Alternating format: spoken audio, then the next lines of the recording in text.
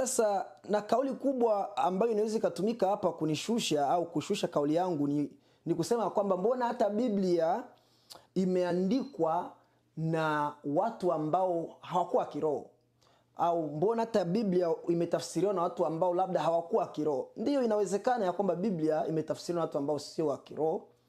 Tunasoma kitabu cha Luka na kitabu cha Matendo ya kwamba Luka alikuwa ni mtabibu. Na mtabibu kazi yake sio kuhubiri Injili, lakini Mungu alimtumia kwa njia ya kusikiliza mahabari za mitume na akakusanya hizo habari, akaziweka kwenye kitabu na akamtumia Theophilo. Kwa hiyo Mungu anaweza akatumia watu wa kawaida kupasha habari zake. Haijamaanisha watu ni walimu. Sasa mwalimu ni nani? Cha kwanza nataka kuambia mwalimu ni kipawa, ni divine, ni kipawa divine.